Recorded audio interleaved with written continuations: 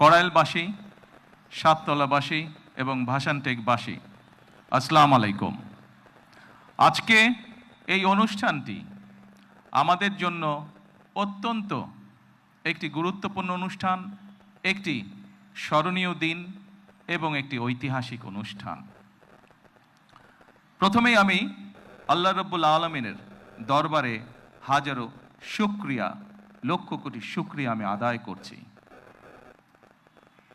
নির্বাচনের মাধ্যমে বর্তমানে বাংলাদেশে জনগণের কাছে জবাবদিহিমূলক, জনগণের প্রতিনিধিমূলক একটি সরকার প্রতিষ্ঠিত হয়েছে। এই সরকারকে এই দেশের মানুষ নির্বাচিত করেছেন। স্বাভাবিকভাবে এই সরকার এই দেশের মানুষের কাছে জবাবদিহি করতে বাধ্য। সম্মানিত উপস্থিতিবৃন্দ, আজকের এই অনুষ্ঠানটি বা এই অনুষ্ঠানকে কেন্দ্র করে যে কারণে আমরা এখানে আজকে উপস্থিত হয়েছি, এটি বহু বছর যাবৎ বাংলাদেশ জাতীয়তাবাদী দল পরিকল্পনা গ্রহণ করেছে। বাংলাদেশের জনসংখ্যার অর্ধেক জনসংখ্যা হচ্ছে নারী। আমরা দৃঢ়ভাবে বিশ্বাস করি এই অর্ধেক জনসংখ্যাকে যদি আমরা পেছনে রাখি, এই অর্ধেক জনসংখ্যাকে যদি আমরা এম্পাওয়ার না করি, তাদেরকে যদি ক্ষমতায়ন না করি, শিক্ষা এবং অর্থনৈতিকভাবে তাদেরকে যদি ক্ষমতায়ন আমরা না করতে পারি, তাহলে অবশ্যই দেশকে কোনোভাবেই সামনে এগিয়ে নিয়ে যাওয়া সম্ভব না। আপনাদের নিশ্চয়ই সকলের খেয়াল আছে, এর আগে বিএনপি সরকার যখন দেশ পরিচালনার দায়িত্বে ছিলেন, দেশনেত্রী বেগম খালেদা জিয়া যখন দেশ পরিচালনার দায়িত্বে ছিলেন, সেই সময় সমগ্র বাংলাদেশে তিনি নারীদের শিক্ষা ব্যবস্থা, স্কুল পর্যায় থেকে ইন্টারমিডিয়েট লেভেল পর্যন্ত শিক্ষা ব্যবস্থাকে বিনামূল্যে করার ব্যবস্থা করেছিলেন। সেই শিক্ষিত নারী সমাজকে আজকে আমরা অর্থনৈতিকভাবে এম্পাওয়ার করতে চাই, অর্থনৈতিকভাবে তাদের সচ্ছলতা গড়ে তুলতে চাই, এবং সেই লক্ষ্যকে সামনে রেখেই বর্তমান সরকার গঠনের আগেই পরিকল্পনা গ্রহণ করেছে কিভাবে নারীদেরকে আমরা ক্ষমতায়ন করব, অর্থনৈতিকভাবে সচ্ছল করে গড়ে তুলব। এবং তারই অংশ হিসাবে আজকে এই ফ্যামিলি কার্ড আমরা সমগ্র বাংলাদেশে পর্যায়ক্রমিকভাবে ইন্ট্রোডিউস শুরু করলাম। আজকে আমরা প্রাথমিক পর্যায়ে, আপনারা নিশ্চয়ই এর মধ্যে বক্তব্য শুনেছেন, প্রাথমিক পর্যায়ে আমরা যেহেতু সরকারের কিছু নিয়ম নীতি আছে, আমাদেরকে সেই সকল নিয়ম নীতির মধ্যে দিয়ে আমাদেরকে একটি কাজ শুরু করতে হবে, এবং সেই নিয়ম নীতির অংশ হিসাবেই প্রথমে পাইলট প্রজেক্ট করতে হবে। সমগ্র বাংলাদেশে 14টি জায়গায় বা 14টি উপজেলায় এই কাজ শুরু হয়েছে। এর ভেতরে এই মুহূর্তে প্রায় 37,000 নারী অংশগ্রহণ করছেন। আমাদের এই কড়াইল এলাকা, ভাসান এলাকা এবং সাততলা, এই 3টি এলাকায় প্রায় 15,000 নারীকে এই কার্ডের সুবিধার আওতায় আজকে নিয়ে আসা হয়েছে। ইনশাল্লাহ আমি দৃঢ়ভাবে বিশ্বাস করি আমার সরকার পর্যায়ক্রমিকভাবে বাংলাদেশে যে 4 কোটি পরিবার রয়েছে, সেই 4 কোটি পরিবারের যারা নারী প্রধান, তাদের কাছে আগামী 5 বছরের মধ্যে ইনশাল্লাহ পর্যায়ক্রমিকভাবে সকলের কাছে আমরা এই ফ্যামিলি কার্ড নিয়ে যেতে সক্ষম হব ইনশাল্লাহ। সম্মানিত সকল উপস্থিতিবৃন্দ, আমি আমার বক্তব্যের প্রথমেই বলেছি যে আমরা একটি দায়িত্বশীল সরকারের ভূমিকা পালন করতে চাই, যেই সরকার জনগণের জন্য কাজ করবে, যেই সরকার কাজ করবে দেশের জন্য। আমরা জনগণের কাছে জবাবদিহি থাকতে চাই, এবং তারই একটি অংশ হিসাবে আমাদের দল, বাংলাদেশ জাতীয়তাবাদী দল, নির্বাচনের পূর্বে আমরা বাংলাদেশের মানুষের কাছে প্রতিশ্রুতি দিয়েছিলাম, বাংলাদেশের নারী সমাজের কাছে প্রতিশ্রুতি দিয়েছিলাম যে বিএনপি সরকার গঠন করতে সক্ষম হলে আমরা এই ফ্যামিলি কার্ডের কাজ শুরু করব। আপনারা নিশ্চয়ই খেয়াল করেছেন, আমরা আল্লাহর রহমতে বাংলাদেশের মানুষের সমর্থন নিয়ে বিগত নির্বাচনে সরকার গঠন করার 1 মাসেরও কম সময়ের মধ্যে আমরা আমাদের এই প্রতিশ্রুতি, জনগণের কাছে দেওয়া প্রতিশ্রুতির কাজ আমরা শুরু করেছি।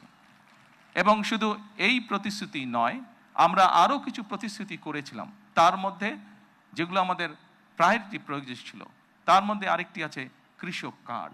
সেই কৃষক কার্ডের কাজও আমরা শুরু করেছি।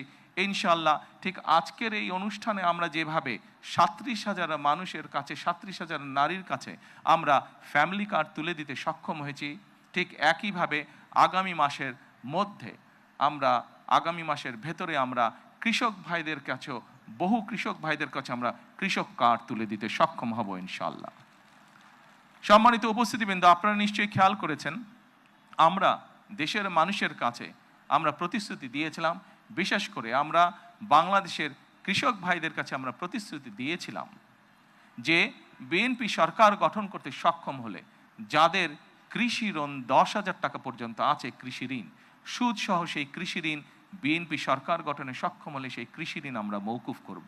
আল্লাহর রহমতে আমরা গত সপ্তাহে সেই 10,000 টাকা পর্যন্ত কৃষি ঋণ মওকুফ সরকারের পক্ষ থেকে করে দেওয়া হচ্ছে সুদ সহ। এইভাবে একে একে আমরা জনগণের কাছে দেওয়া প্রতিশ্রুতিগুলো, যেই প্রতিশ্রুতিগুলো পূরণের মাধ্যমে জনগণের ভাগ্যের পরিবর্তন হবে, যেই প্রতিশ্রুতিগুলি পূরণের মাধ্যমে, একটি সরকারের প্রতিশ্রুতি পূরণের মাধ্যমে দেশের ভাগ্যের পরিবর্তন হবে, জনগণের ভাগ্যের উন্নয়ন ঘটবে, সেই প্রতিশ্রুতিগুলো আমরা ধীরে ধীরে পর্যায়ক্রমিকভাবে যে কোনো মূল্যে পূরণের চেষ্টা করব। আজকে এই ফ্যামিলি কার্ড ব্যক্তিগতভাবে আমার জন্য আজকের দিনটি খুবই ইমোশনাল। কারণ এখানে আজকে যারা আপনারা অতিথি উপস্থিত আছেন, এখানে কিছু মানুষ উপস্থিত আছেন যাদের সাথে বিগত অনেকগুলো বছর ধরে আমি বসে বসে আমরা পরিকল্পনা গ্রহণ করেছি যে কিভাবে যখন সময় আমরা পাবো, সুযোগ পাবো, জনগণের সমর্থন পাবো, সেই ফ্যামিলি কার্ডটিকে আমরা বাস্তবায়ন করব। আল্লাহ তাআলা রব্বুল আলামিনের রহমতে আজকে আমাদের সেই দিনটি উপস্থিত, যেই দিনে আমরা আমাদের এই প্রতিশ্রুতি রক্ষা করতে সক্ষম হয়েছি। সেজন্যই আজকে আমার জন্য যেমন একটি ইমোশনাল দিন, আমি মনে করি আমার সরকার এবং আমার দল বাংলাদেশ জাতীয়তাবাদী দলের জন্য একটি ঐতিহাসিক এবং একটি ইমোশনাল দিন আজকে। সম্মানিত সকল উপস্থিতিবৃন্দ, সম্মানিত সভাপতি সহ মঞ্চে উপস্থিত অতিথিবৃন্দ, আসুন, এই দেশটি আমাদের প্রথম এবং শেষ ঠিকানা। এই দেশের মানুষের প্রত্যাশা বর্তমান নির্বাচিত সরকারের কাছে অনেক, সেটি আমরা বুঝতে পারি। কিন্তু একই সাথে আমরা যদি বাস্তবতা বিবেচনা করি এবং সমসাময়িক ঘটনা, মধ্যপ্রাচ্যের যে পরিস্থিতি, সকল কিছু যদি বিবেচনা করি, তাহলে আমরা যে প্রতিশ্রুতিগুলি দিয়েছিলাম, আমরা অবশ্যই আমাদের প্রতিশ্রুতি থেকে বিন্দুমাত্র আমরা অবস্থান পরিবর্তন করব না। হয়তো সমসাময়িক বৈশ্বিক পরিস্থিতির কারণে ক্ষেত্র বিশেষে হয়তো আমাদের কিছু কিছু ক্ষেত্রে সময় বেশি লাগতে পারে প্রতিশ্রুতিগুলো বাস্তবায়নের জন্য। সেজন্যই আজকে আমি সকলকে অনুরোধ করব, এখানে যে সকল এলাকাবাসী উপস্থিত আছেন আপনাদেরকে, আপনাদের মাধ্যমে সমগ্র দেশবাসী যে সকল উপস্থিত আছেন আপনাদেরকে, আপনাদের মাধ্যমে সমগ্র দেশবাসীকে এবং মিডিয়ার মাধ্যমে সমগ্র দেশবাসীকে আমি অনুরোধ করব যে আসুন আমরা ধৈর্যের সাথে সমগ্র পরিস্থিতি মোকাবেলা করি, আমরা ধৈর্যের সাথে সুন্দরভাবে আমাদের এই দেশটিকে গড়ে তুলি। সম্মানিত সকল অতিথিবৃন্দ, আমি নির্বাচনের সময় একটি কথা প্রায় বলতাম, প্রত্যেকটি নির্বাচনী জনসভায় আমি একটি কথা আমার বক্তব্যের শেষে আমি তুলে ধরতাম। সেই কথাটি ছোট্ট একটি স্লোগানের মতন, আপনাদের সকলের কম বেশি জানা আছে, সমগ্র বাংলাদেশের মানুষের কাছে স্লোগানটি পৌঁছে গেছে। আজকে সেই স্লোগানটি দিয়ে আমি আমার বক্তব্য শেষ করতে চাই। সেই স্লোগানটি ছিল, করব কাজ, গড়ব দেশ, সবার আগে বাংলাদেশ। সকলকে আবারও আন্তরিকভাবে ধন্যবাদ জানিয়ে আজকে আমার বক্তব্য আমি শেষ করছি। আল্লাহ হাফেজ। বাংলাদেশ জিন্দাবাদ।